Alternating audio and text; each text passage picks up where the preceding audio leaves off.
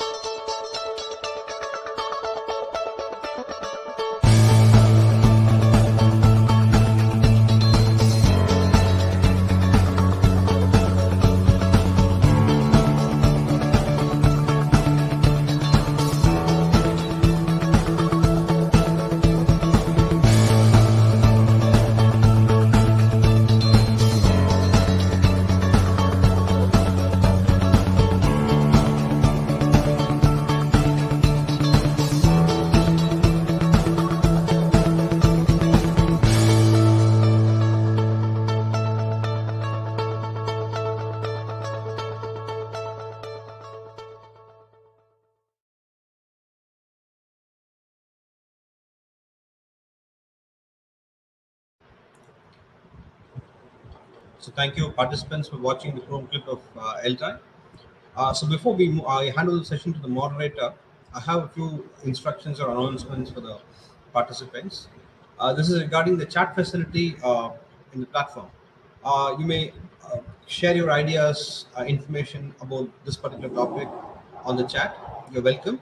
And if you have any questions on the ideas presented by the presenter, you may ask your questions on the chat. And I request the participants not to share your personal email IDs or phone numbers on the chat. Otherwise, you can use the chat fruitfully. During the end of the session, I'll be posting the feedback links for this particular session. By filling in, you can ensure your feedback and also get your certificates to your email.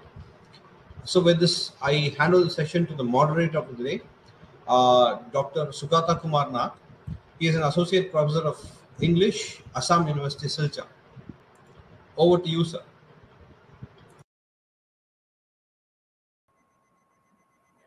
Thank you, Dr. Sam. Good afternoon, dear members of English Language Teachers Association of India and guests present in today's webinar. This webinar of ELTAI is being hosted by the Southern Assam chapter of English Language Teachers Association.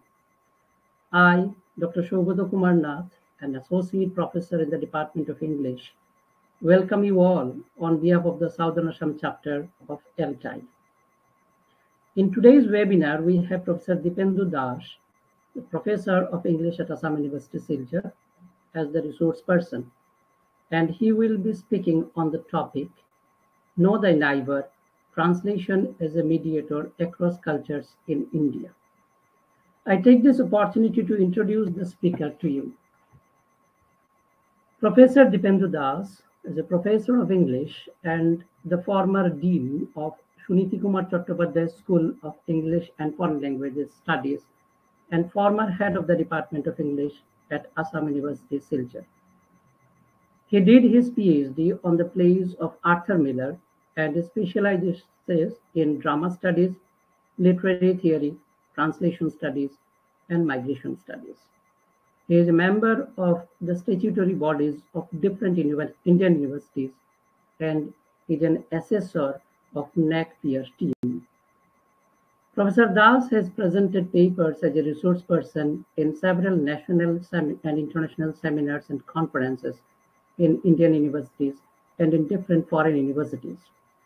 He has completed one major UGC-funded research project on the literature of the tea tribes of Assam. An ICSSR-sponsored major research project of Professor Das is on the verge of completion. This project is on the issues of partition and migration. He was awarded the UKRI grant for UK-India Staff Exchange Program in 2011 on a subject related to translation studies. Professor Das has extensively published in national and international journals and books. He has edited several books jointly. The title of some of those books are Ethnicity and Conflict, India and Canada, Social, Literary and Cultural Readings, published in 2010, Barbed Wire Fence, Narratives of Displacement from Bragbeli of Assam, which was published in 2012. Another book edited by Professor Das along with other editors is Drama, Theory, Text and Performance, published in 2015. Macaulay's Ghost, English Studies in Post-Globalized World, was published in 2018. Into the Vortex of Migration and Identity, Emerging Discourses from Northeast India was published in 2021. And Professor Das has also edited a theatre journal titled Kushilog, which was published in 2007. He has jointly written two books titled Unseen Scars, Unheard Voices, Resistance in the Literature of the Tea Tribes of Assam, published in 2021, and Shakespeare as Creative Inspiration, Postmodern Adaptations of Hamlet, which was also published in 2021. He is also a creative writer and has published a Bengali short story collection, Britter Baire, which was published in 2008. With this brief introduction to Professor Das, I hand over the session to the resource person, Professor Dipendu Das. Over to you, sir.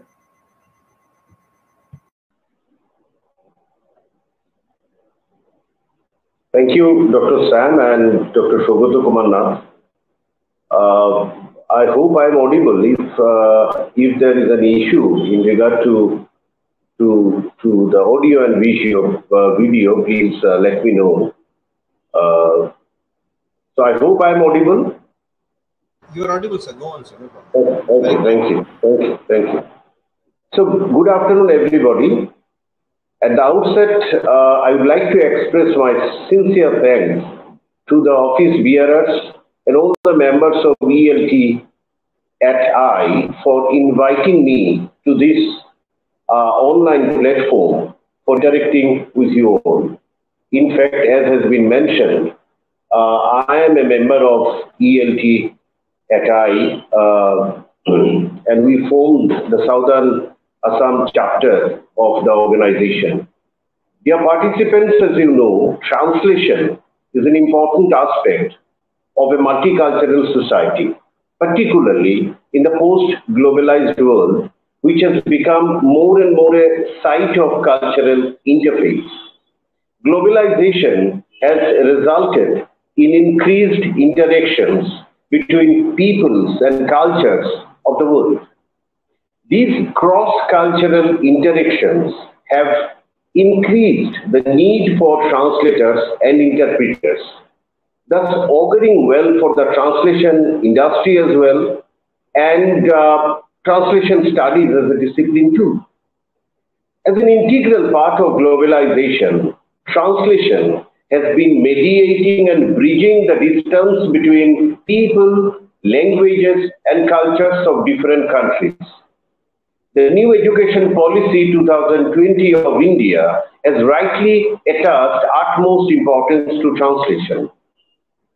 In the context of all these, I have decided to dwell on the role of translation as a mediator in cultural interface in a pluralistic society like India, and that nestles diverse cultures.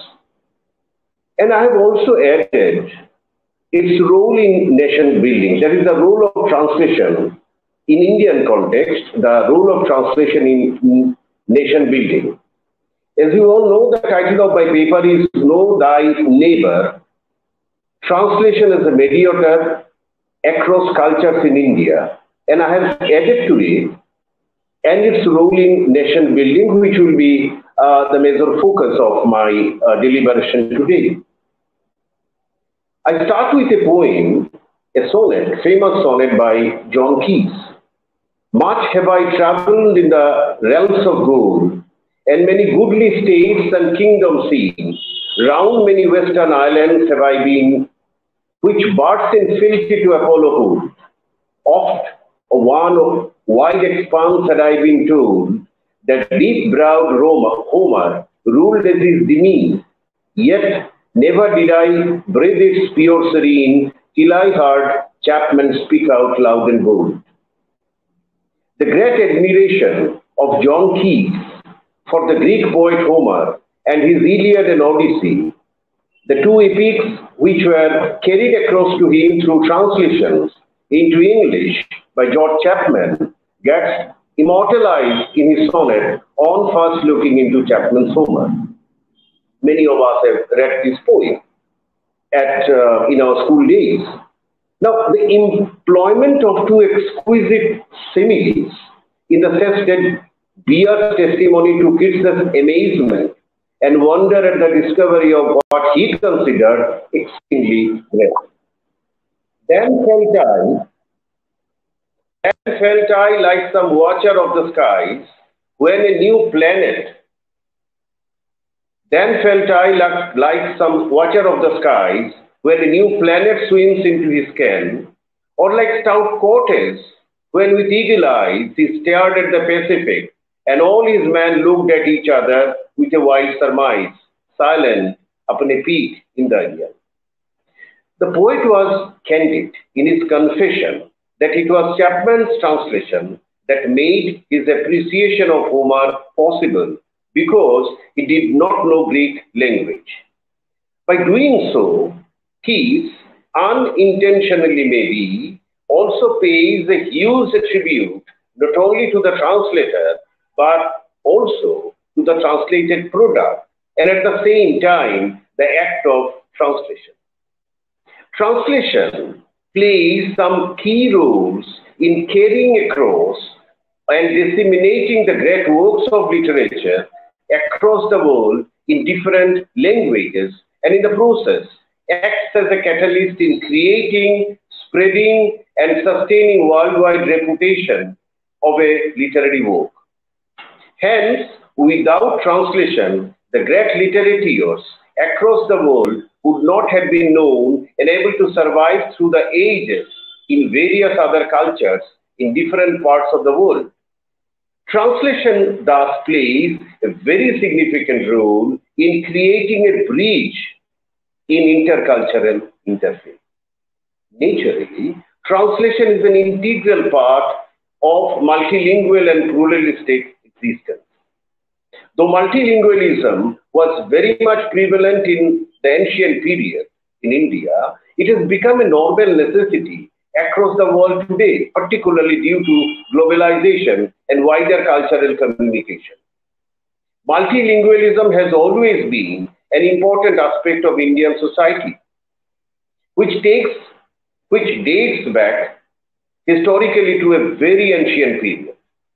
Today, more than 255 million people speak at least 2 languages, and 87.5 million people speak 3 or more languages in India. And this is the data of 2010 Times of India, March 2014. I have quoted from there, and it has gone up definitely by now. Migrations have always contributed a lot to the making of India a multilingual hub. The country had contacts with the outer world right from the middle of the 3rd millennium BCE. Multilingualism has always been considered an important tool of socialization. The Ashokan inscriptions illustrate this fact as they are considered to be the earliest tools which were written in 4 different scripts. Ashoka, the great Ashoka king, Ashoka made use of multiple scripts in different parts of his empire. In Afghanistan, he used Aramaic, and Greek scripts was used for his edicts. In Pakistan region, he used Kharoshthi. For the rest of his empire, Brahmi script was used. The use of as many as 4 languages, Sanskrit, Shauroshni, Maharashtra and Maghi, in Kalidasa Savidhyana Shakuntalam, written in a period between approximately 1st to 4th centuries, somewhere in between, bears testimony to the fact that it was like multilingual, complex multilingual context that went into the evolving of this kind of a multilingual text. As translation is an integral part in any discourse in a multicultural context, a multilingual site like India can be an ideal case study for the realization of the role of translation in a multicultural society. From conceiving a thought to composing and expressing the idea in written, verbal or non-verbal forms or through other intersemiotic modes of expression, what is involved in all these cases is different types of translation. It is particularly so in a multicultural domain like India, where interaction from domestic domain to informal and formal spaces beyond the familial arena involve translation in more and more increasing order. India traditionally has been a multilingual, multicultural, multiracial, multireligious site conducive for the accommodation of pluralistic ideas. As Nath Chaudhary observes, and I quote from him, it is an integrative framework of a nation displaying a unity in diversity. The real tradition of India is to work for an adjustment of races, acknowledge the dual differences between them, and yet seek some basis of unity. Unquote. In the intercultural interface in a nation like India, with 22 languages recognized in the 8th schedule of the Constitution, 15 different scripts, hundreds of mother tongues, and several thousands of dialects, translation has always played a decisive role. One can very well say that India's is a translating consciousness, and the very circumstances of their real existence and the conditions of their everyday communication have turned Indians bilingual, if not multilingual. In this context, it would not be an exaggeration if one adds that India would not have been a nation without translations. As Indians keep translating almost unconsciously from their mother tongues when they converse with people who use a language different from their own. K. Sachidanandan has rightly pointed out, and I quote from him, Translation has helped knit India together as a nation throughout her history. Ideas and concepts like Indian literature, Indian culture, Indian philosophy, Indian knowledge systems would have been impossible in the absence of translations with their natural integrationist mission. Unquote. There is no doubt about it that the deployment of English studies in colonial India was a part of a grand strategy. A part of a grand strategy. Sorry, there was a phone call. I had to discard it. So there is no doubt about the fact that the deployment of English studies in colonial India was the part of a grand strategy for demonstrating superiority of the British culture and civilization. And the language was introduced as a mask of cultural conquest. The translation of different kinds of discourses on philosophy, historiography, education, and literature from the West was often viewed as an attempt to perpetuate the Western civilizational values for the development of a modern Indian nation and rapidly westernize the Indian mind. There were translations from large body of works of English literature with the intention of placing England and the West well above the colonized cultures. Ironically, such translations from English into Indian languages in huge measure facilitated immensely the fashioning of the bhashas, the Indian languages. There is no doubt about the fact that the British colonial strategy was able to create a desire for rapid westernization. But in the process, they, along with the other Indian writers, played important roles in the formation of the identities of different modern Indian languages. The rise of nationalist fervor in the decades before the independence fostered the need for the assertion of cultural identity and consequently the growth of indigenous literary tradition. During the freedom movement, the magnitude and frequency of translations from Sanskrit into different Indian languages could be explained as the assertion of the indigenous literary tradition against rapid westernization. These translations also became a means of liberating the scriptures from the monopoly of a restricted class of people and also reorganizing the society. At the same time, interlingual translations, especially from different Indian languages into Hindi, commenced in a big way. Translations into Hindi at that time was considered to be a national act and also as a part of anti-colonial struggle. The fervor for substituting an Indian language for imperial English was built on nationalist aspirations. Learning Hindi or Hindustani became a nationalist act, and it became a target language for the largest number of translations from different Indian languages, and thus acted as a binding force for national integration. By the end of the First World War, the Indian cultural scene was changing very rapidly. A large number of Indian soldiers had returned home after getting an exposure to European culture other than the British. The newly instituted Nobel Prizes seem to have afforded non-English writers a level of visibility and circulation which they otherwise might not have achieved. The Indian regard for the Nobel Prize was considerably reinforced after Rabindranath Tagore received the prize in 1913 for his book, The Song Offerings, which is a translation done by the poet of his Bengali songs from his Gitanjali and few other volumes. As a result, Indian translators began to go beyond in order to reach out to works from other languages.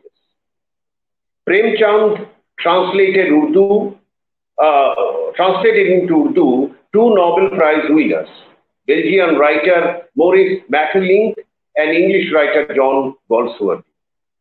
It now seemed to be a part of a new spirit of literary independence to welcome, through translation, non-English writers into Indian languages. It was during that time that Mahatma Gandhi had entered the political arena in India, creating a new national awareness. A result of these changes was that Indian translators turned now not only to European literature, but also to literature in other Indian languages also. The translators interested in nationalizing, quote and unquote, nationalizing literature in Indian modern Indian languages were more concerned about the unity of the country. That is how, during the 3 decades of the Gandhian freedom struggle, interlingual exchange within Indian languages multiplied. Tagore, Bankim Chandra Chattopadhyay, Sharat Chandra Chattopadhyay, and other literary works were translated into all Indian languages. So were the works of Premchand, K. Munshi, V.S. Khandekar, Subramaniam Bharati, and others. In a multilingual community like India, the age-old tradition is that of linkage. And during the freedom movement, we came to realize that translation is the most effective way of linking diverse languages and cultures. It became one of the most potent means of providing us a fresh view about the oneness, about the unity, about the commonality, as well as the wonderful diversities which indicate the expansive richness of the culture of the continuing perennial India. Interlingual translation into different bhashas, Indian languages, as an inseparable part of the discourse of nationalism, owes its origin surprisingly also to the English-educated Indian. And the concept of an imagined nation that transcends linguistic division emerged as a complementary notion. As a result, in the 19th and at the beginning of the 20th century, in all the Indian languages, one can find a unified approach emerging because of this idea of India, and translations were done for the promotion either of the colonial hegemony or for fostering a certain kind of resistance against colonialism. Novels. A new genre borrowed from the West.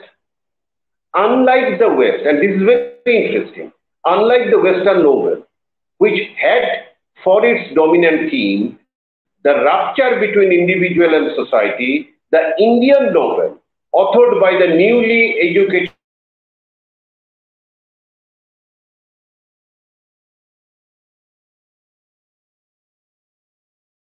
I'd like to refer to Gora of Rabindranath Tagore. There are many such novels.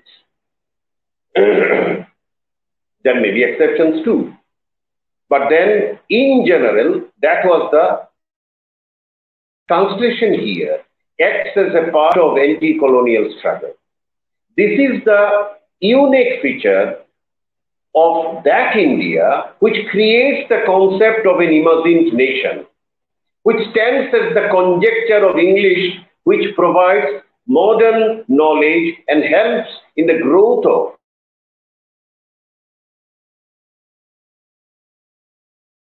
regional form. However, translation activity in these languages creates a subsystem of language leaving an impact on the natural growth of language. And the prose style in many modern Indian languages, which in the process acquired an inevitable tone and tenor of translation language.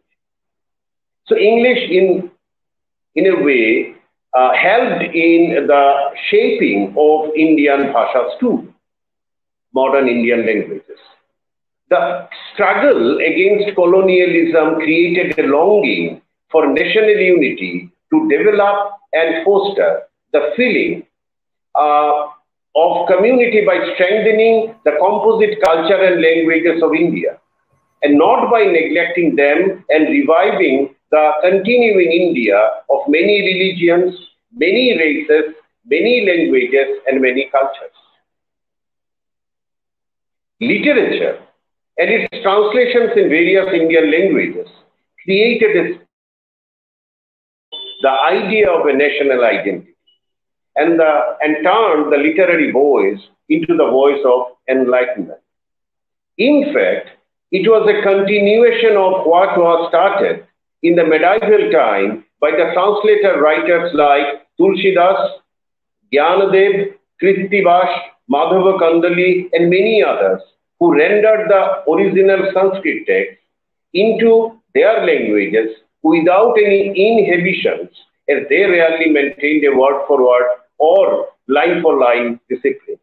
They didn't go for formal equivalence, rather they went for dynamic equivalence, and they have made took a lot of liberty with the translation.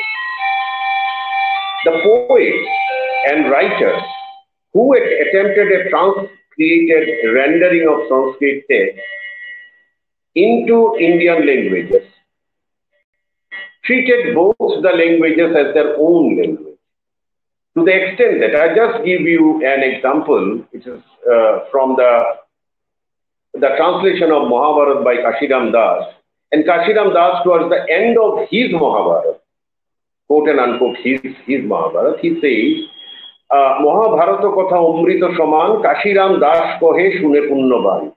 Many people have not understood anything what I have said, but what I intend to say, he says, towards the last line, he says that Mahabharata, the story of Mahabharata, is like, is heavenly, and it is Kashiram Das who is telling you the story. The story actually was told by Vedavyash or many unknown poets, but then he has, in his Bengali translation, when he disseminated, he disseminated to his own readers, taking a lot of liberty. I won't use the term adaptation, but then he took a lot of liberty. That has been the standard practice in India throughout the ages. Not fidelity, but dynamic equivalence. That was the main focus of the Indian translators.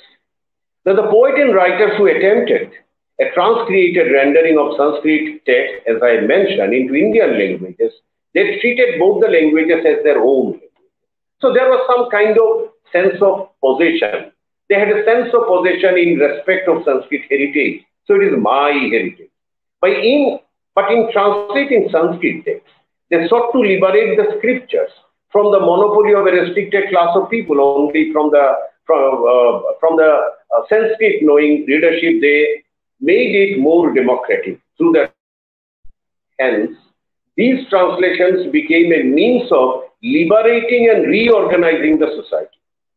The translation of the novel of Bankim Chandra Chatterjee or his essay Krishna Charita and Liberty of John Stuart Mill into Hindi by Mahavir Prasad Dwivedi and many other texts from English to Indian languages acted as a catalyst for the development of the idea of India by subverting the Western notion of nationalism.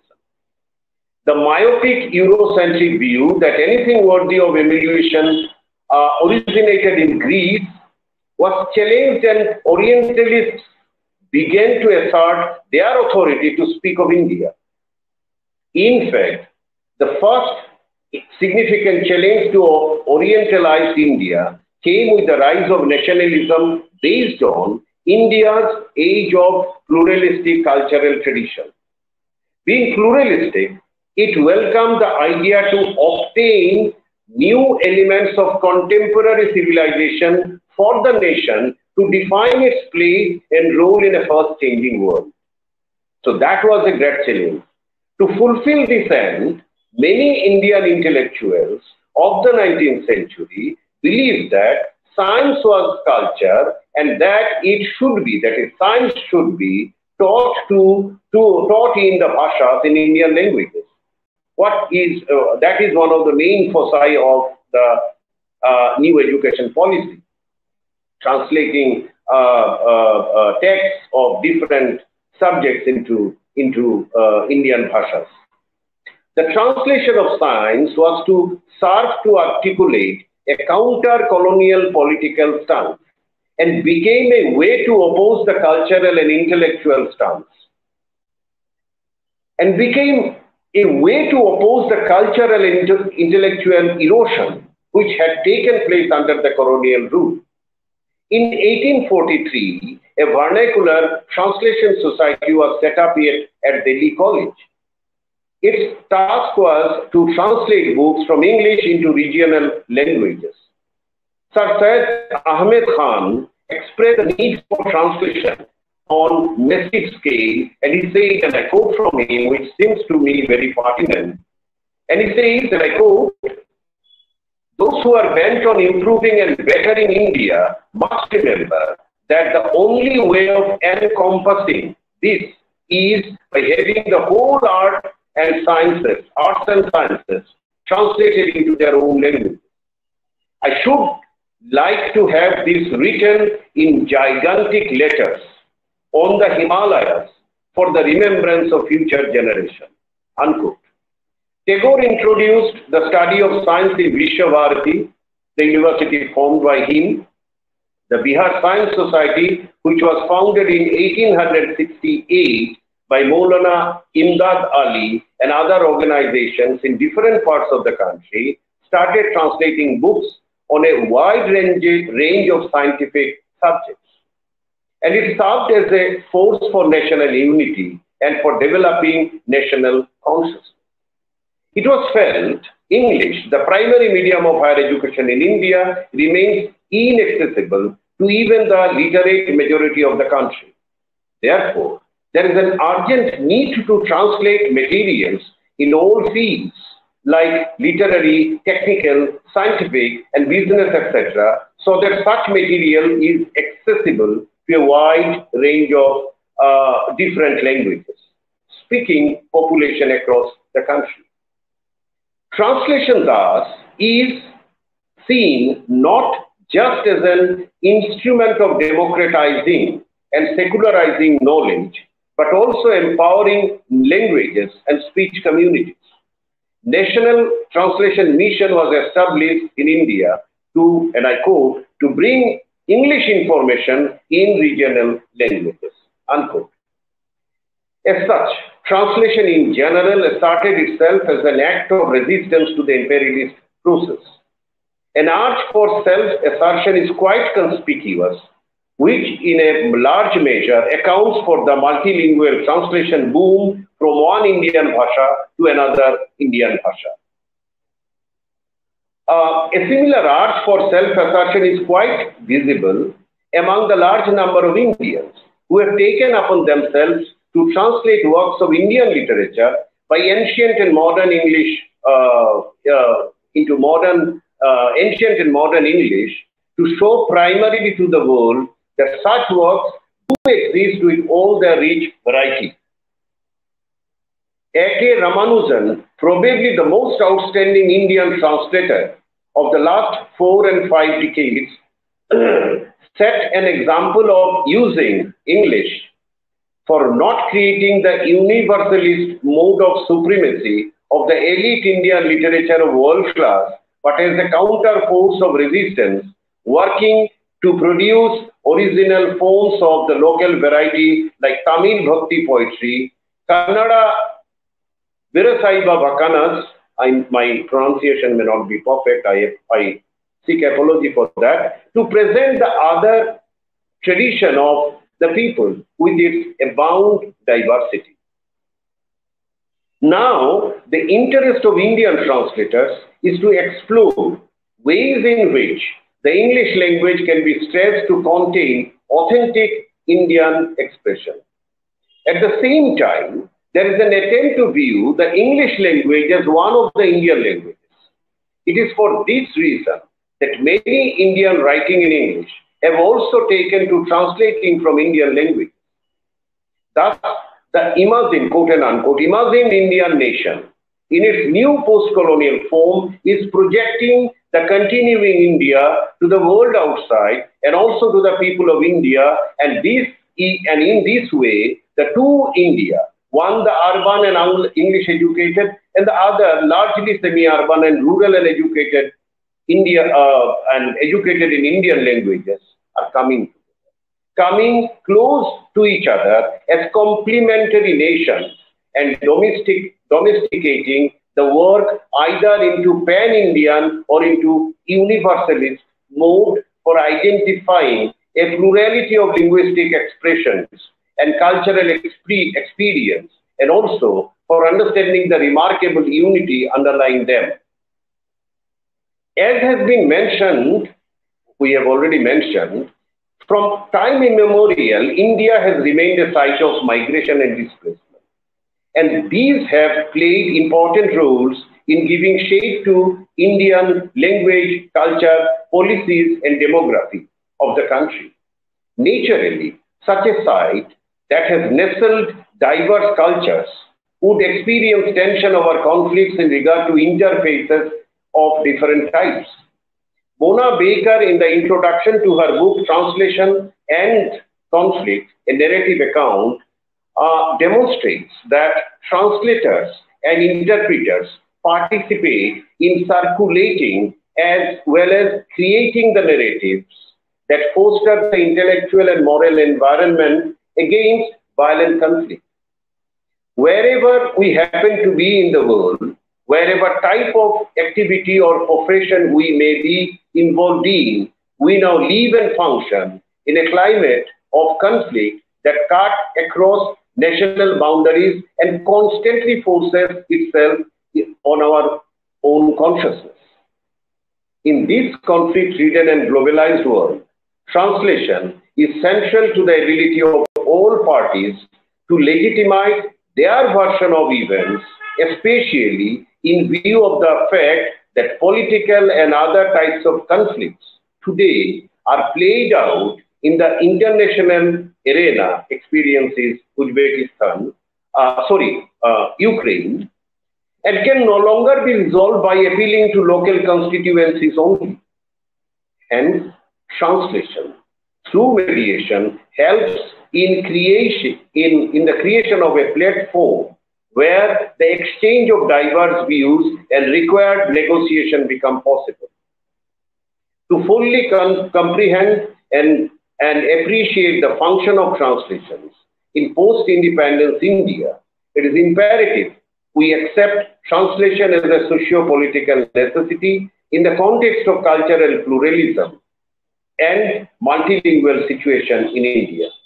We need to emphasize that multilingualism is an all-pervading element in the Indian atmosphere, affecting every aspect of country's life. From the Western point of view, a multiplicity of languages, religions, and races is regarded as leading to fragmentation, even though, in fact, such multiplicity gives importance to every part of the whole. It is rather the monolithic structures that may create fragmentation of life, of man, and of knowledge, undermining the unity of life, unity of living. Indian literature demonstrates unity through acknowledgement of differences, and this becomes possible because there is a pan-Indian thinking underlying the civilizational unity that we have in spite of the subaltern and Protestant elements in the Indian civilizational life, and hence unity and diversity, concurrence and protest are found together at every level of our existence. Translation is accepted as one of the ways of reconciling the interests of various groups. One of the major measures for countering the root cause of tension emerging out of cultural interface in a multicultural society has been identified as creating an environment conducive for better understanding of the perspective of self and other through more and more cultural exchanges. Translation, in the context of India, may play a very important role as intercultural mediator. Thank you. Over to the moderator, Dr. Saugata Kumar. Thank you all for patient hearing.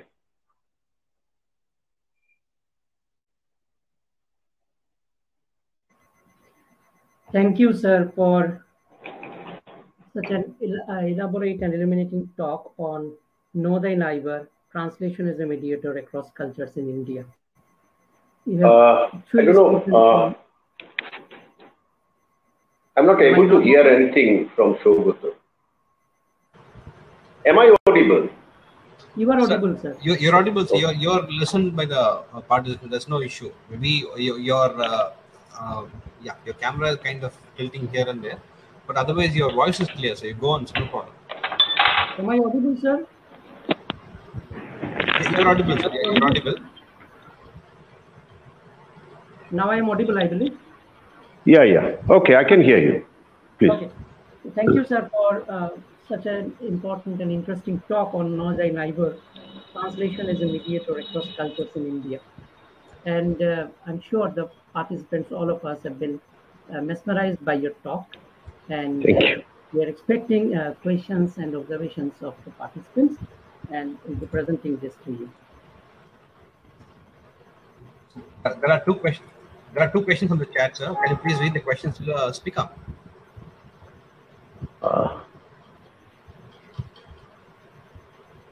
Yes.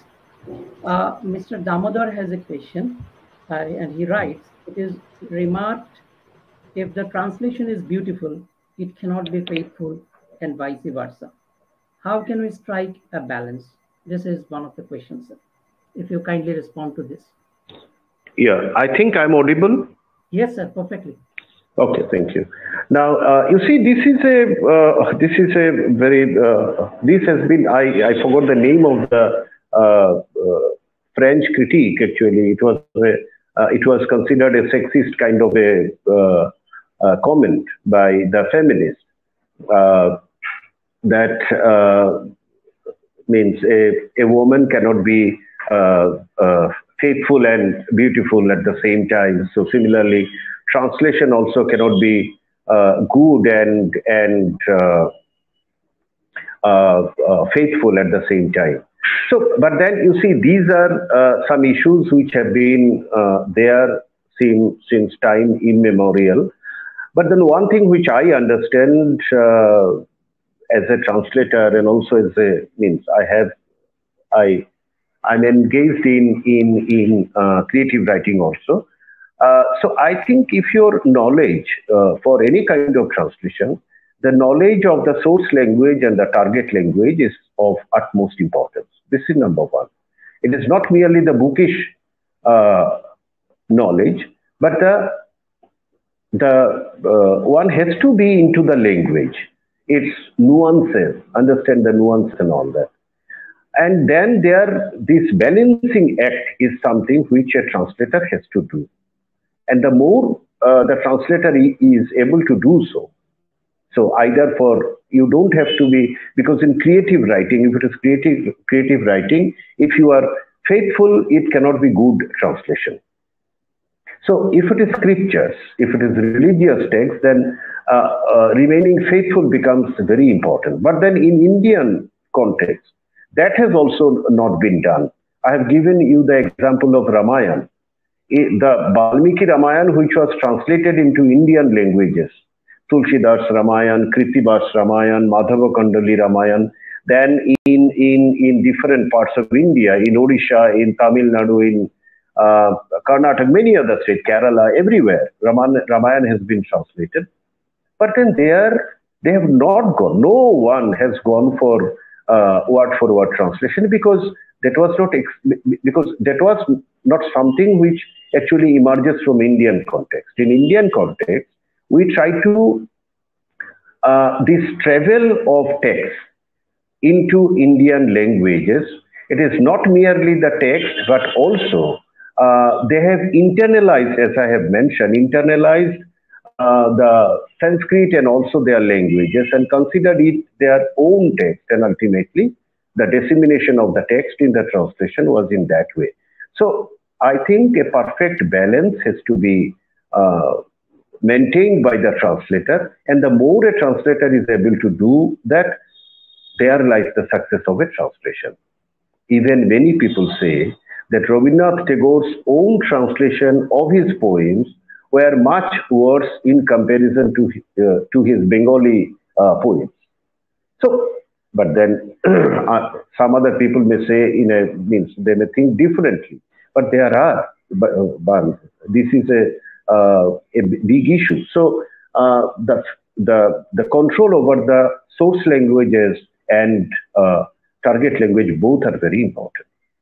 And then at the same time, if you are translating a poem, one has to, somewhere in him, a poet should be there. Otherwise, it is very difficult to translate a poem. Thank you.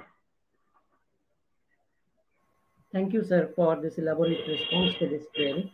There is another query by Mr. Ramesh. He writes, I quote him, what are the prospects of translations as an area of research? Prospects of translations as area of research. That's it, sir. Huge, sir, huge, enormous. Actually, this area has not been explored. Translation studies as a discipline has come to Indian university, in the early part of 21st century only. So there is huge, because when we were students in the 80s and the 90s, no Indian university had translation studies as a separate, even a paper. But till date, not all the universities are offering translation studies, or either as a paper or even in comparative literature department in certain universities, translation studies is not a important, has yet to make an entry. So which is a very important aspect, or rather that is the basis of any kind of comparative study. So it's a huge, enormous kind of scope, because largely it has been unexplored. Because India is a diverse, so diversity is the beauty of India, and there lies this is a very, very important field where we can explore and we can do research work and also do translation work. It's a huge area, sir. Thank you. Thank you, sir. Thank you so much. Probably we do not have any more questions at this point in time now, sir. But Okay. if we receive any more questions, we'll definitely forward this to you with a kind request to kindly respond to those. With this, we come to an end of today's webinar. But prior to that, on behalf of the Southern Assam chapter of ELTAI, and also on behalf of the English Language Teachers Association of India, would like to extend our heartfelt thanks to the resource person, Professor Dipendu Das, for kindly taking out time out of his busy schedule and for kindly speaking on such a very important issue in today's context, particularly vis-a-vis the National Education Policy 2020. And I would also like to extend our heartfelt thanks to all the participants who have taken out their time and listened to the presentations and had their interactions through WhatsApp chats. On behalf of the Southern Assam chapter, also extend our heartfelt thanks to Dr. Sam, who has been a great organizer. And with this, I hand over the matter to Dr. Sam once again. Thank you. Sir, thank you so much, Kamil. I once again thank the speaker and the moderator for kind of gently organizing this session. To the participants, I thought of introducing the webinar for the next week, that is 3rd of April 2022, titled Why Things Matter in Thing Theory. The resource person of this session will be Dr. M. John Brito. He is an assistant professor of English, St. Joseph's College Autonomous, Tiruchirappalli, Tamil Nadu. The session will be moderated by Dr. Shibani Basu Dubey. She is an associate professor and head, Department of English, the Bhopal School of Social Sciences, Bhopal, Madhya Pradesh.